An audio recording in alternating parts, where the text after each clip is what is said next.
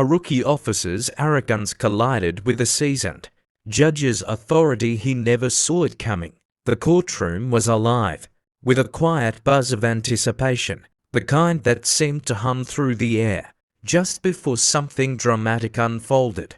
It was a typical Monday morning in the courthouse of Wilmington, Delaware, a place where justice moved at its own deliberate pace. Inside, rows of spectators filled the benches, their faces a mix of boredom and curiosity, as they waited for the next case. Seated at the front, behind the polished wood of her bench, was Judge Regina Fowler. She wasn't the type to demand attention. Her presence did that for her. With decades of legal experience under her belt, her reputation was built on fairness, resilience, and a sharp intellect that could pierce through the most convoluted arguments.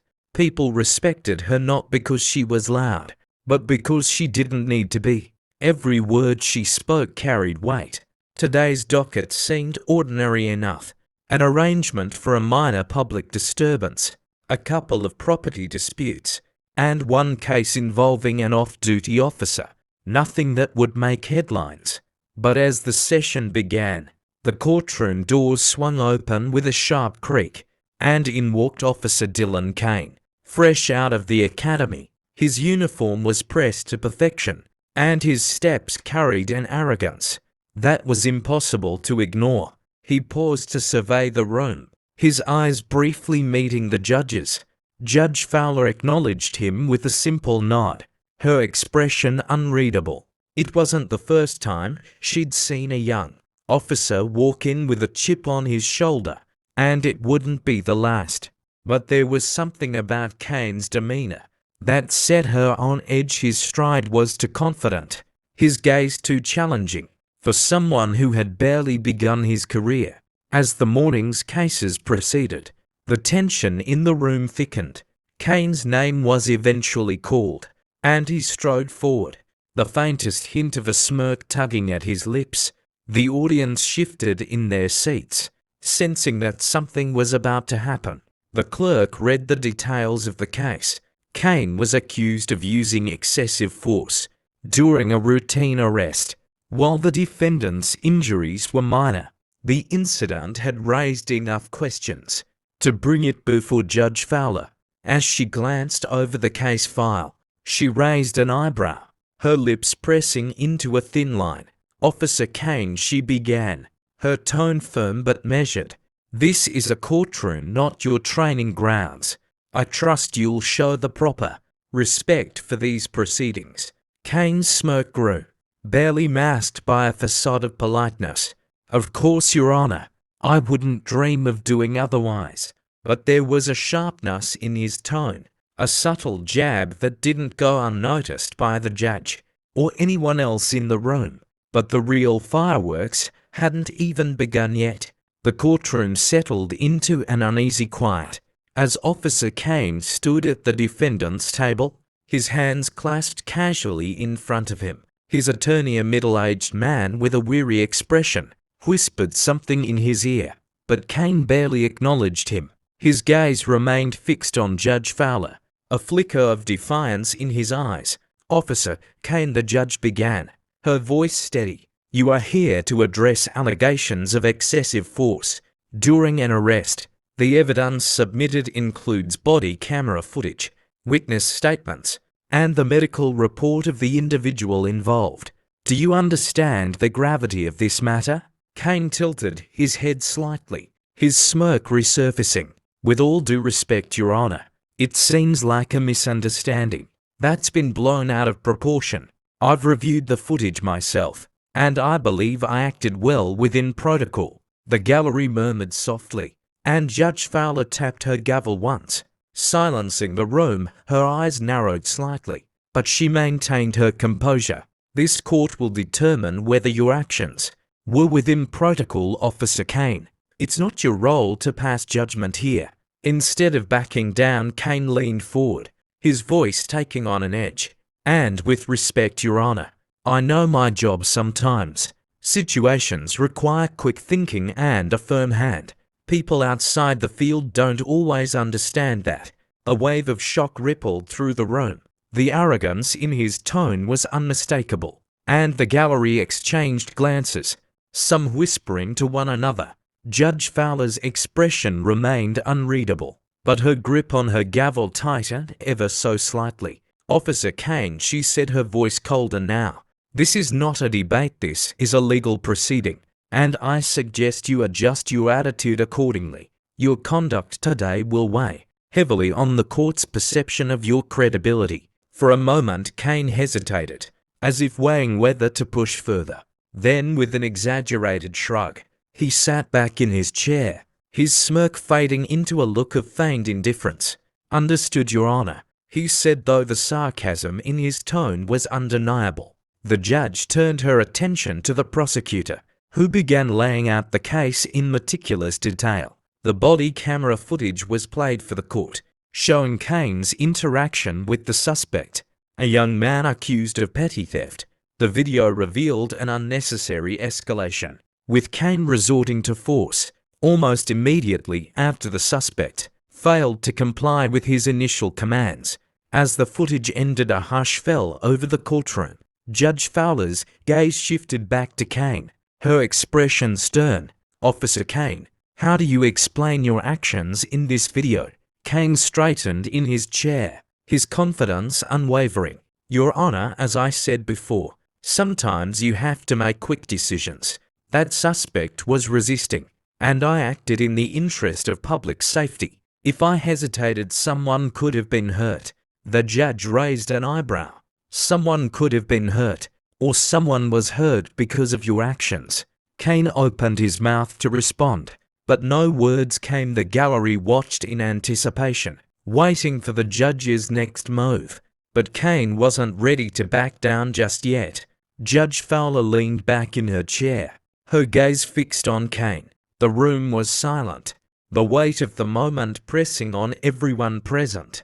She let the pause stretch, just long enough to let him and everyone else feel its significance. "Officer Kane," she said calmly, "what you've just described is a justification, not an explanation. There's a critical difference. This court is not here to evaluate your instincts, but to assess whether those instincts align with the law and your oath as an officer. Let me ask you again, how do you explain the injuries sustained by the suspect?" Kane's confidence faltered slightly. He glanced at his attorney, who gave him a subtle nod to proceed carefully. Clearing his throat, Kane replied, "The suspect resisted arrest. I used the necessary force to subdue him. It was a controlled situation." Judge Fowler's expression remained neutral, but there was a glimmer of sharp focus in her eyes. "Controlled, let's examine that. The footage clearly shows that the suspect complied after your initial commands, but became defensive only when you escalated the situation. Why did you choose to escalate when compliance was already underway?" Kane stiffened, clearly unprepared for the pointed question. "Your Honor, I acted based on my training." "Your training?" Judge Fowler interrupted, her voice calm but firm. "Your training teaches you to escalate force before confirming non-compliance, or does it teach you to de-escalate in situations where the suspect poses no immediate threat?" The gallery watched intently, their eyes darting between the judge and the officer. Kane shifted uncomfortably in his seat. "I was assessing the situation in real time. It's not always black and white." Judge Fowler leaned forward, her voice dropping to a tone that commanded absolute attention. "No, Officer Kane, it's not black and white, but the law is clear, and your badge does not give you the authority to blur those lines for convenience or arrogance." The room was so still that even a whisper would have felt deafening. Kane's smirk was gone now, replaced by a look of frustration he couldn't quite hide. His hands fidgeted slightly, a stark contrast to his earlier bravado. The judge turned to the prosecutor. "Continue with the next piece of evidence." The prosecutor presented witness statements, one of which came from a bystander who had recorded the incident on their phone. The witness described the interaction as unnecessarily aggressive, noting that the suspect appeared cooperative before being forced to the ground. As the statement was read, Kane's face flushed, his earlier confidence now visibly cracking. His attorney leaned in to whisper something, but Kane shook his head, clearly unwilling to concede. He shifted in his chair, his body tense. Judge Fowler addressed him again. "Officer Kane, what you are facing here is more than an allegation. It's a question of integrity, of whether the power entrusted to you has been misused. Do you understand the responsibility that comes with wearing that badge?" Kane hesitated, his eyes meeting hers. For a moment he seemed to consider her words, but his pride still clung to him like armor. "Yes, Your Honor, I understand." The judge's gaze didn't waver. "I hope you do, because the actions in that footage don't reflect an understanding of responsibility. They reflect a misunderstanding of power."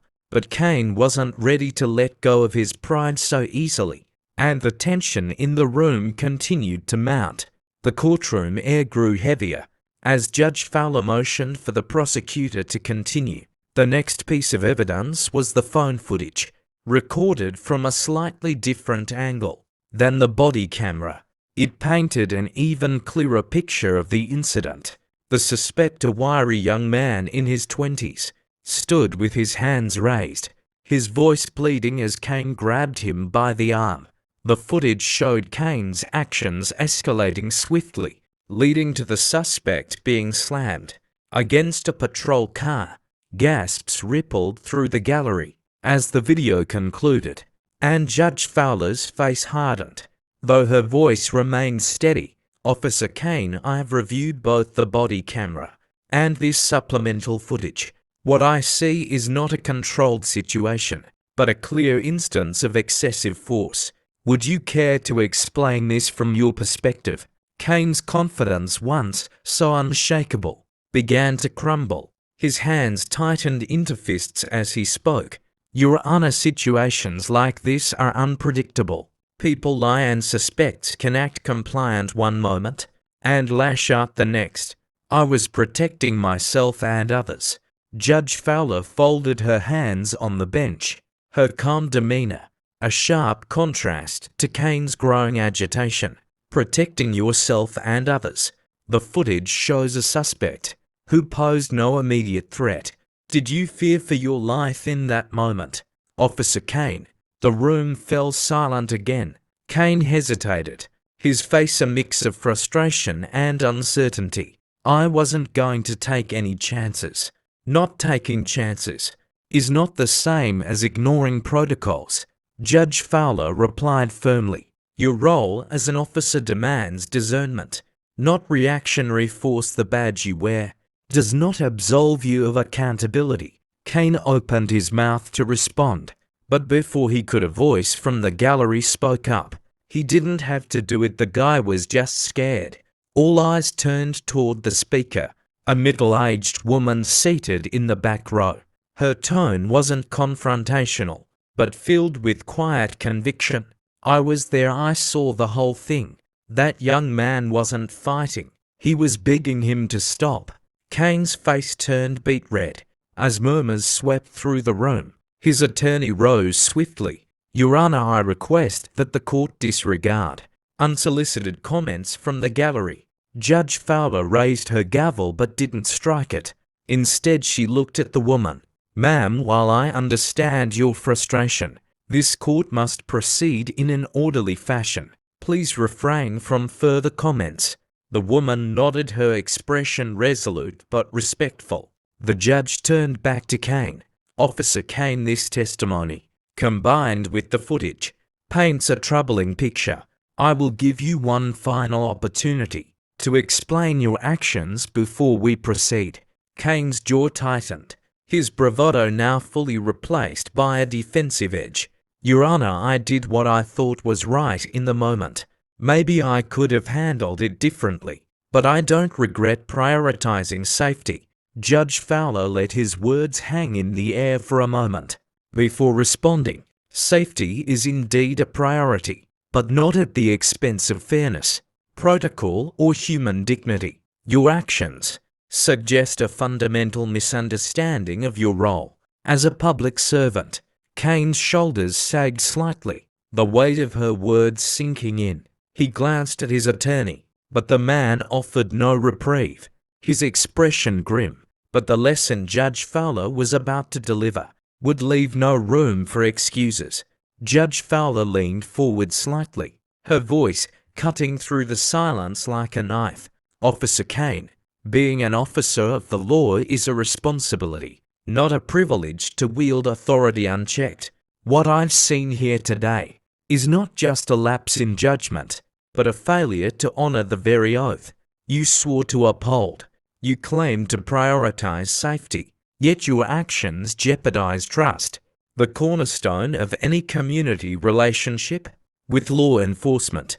Kane shifted uncomfortably in his seat. His earlier bravado had vanished entirely, leaving behind a young man, visibly grappling with the consequences of his actions. The gallery watched with bated breath, the gravity of the moment pressing down on everyone present. The judge continued, her tone firm but steady. This court is not here to humiliate you, Officer Kane, nor is it here to ignore the complexities of your role. However, it is clear that your approach reflects a dangerous misunderstanding of power. The role of an officer is not to intimidate or control, but to protect and serve with fairness and integrity. Kane's head lowered slightly, and for the first time, a flicker of humility crossed his face. His attorney placed a hand on his shoulder, but Kane didn't react. The reality of the situation was beginning to sink in, and it was clear he was struggling to come to terms with it. Judge Fowler addressed the courtroom. Let this serve as a reminder to everyone here. Accountability does not equate to weakness, and authority without accountability becomes tyranny. We must all hold ourselves to the highest standards, regardless of the roles we play in society. The gallery sat in stunned silence, her words resonating deeply. It wasn't just a rebuke of Kane's actions, but a broader commentary on the responsibility that comes with power, something that applied to everyone in the room. Turning back to Kane, the judge's voice softened slightly. Officer Kane, I'm placing you on probation and ordering mandatory retraining in de-escalation techniques. Additionally, you will issue a formal apology to the individual involved in this case. This is not merely a punishment. It is an opportunity to reflect and grow. Do not waste it. Kane nodded slowly, his voice barely above a whisper. Yes, Your Honor. Thank you. The gavel struck once, signaling the end of the hearing. The courtroom began to stir, spectators exchanging quiet murmurs as they filed out. But the moment lingered, a potent mix of relief, reflection, and the unmistakable weight of a lesson learned. Judge Fowler remained seated, watching as Kane exited the courtroom. She could see the turmoil in his expression, the conflict between his pride and the realization of his mistake. She hoped the lesson would stick, not just for him but for everyone who witnessed it. Because sometimes, humility is the first step toward true strength. As the courtroom emptied, the story of that day stayed with everyone who had witnessed it. Officer Kane's arrogance, Judge Fowler's unwavering composure, and the undeniable power of accountability painted a vivid picture of how justice is more than laws and regulations. It's about respect, responsibility, and the courage to admit when you're wrong. For Kane, the lesson was clear. Authority isn't about domination. It's about service. In a single hearing, he'd been forced to confront his own ego and recognize the harm his actions had caused. And for the judge, it was a testament to the strength of leading with wisdom and grace, even in the face of blatant defiance. Stories like this remind us that everyone, whether in a position of power or not.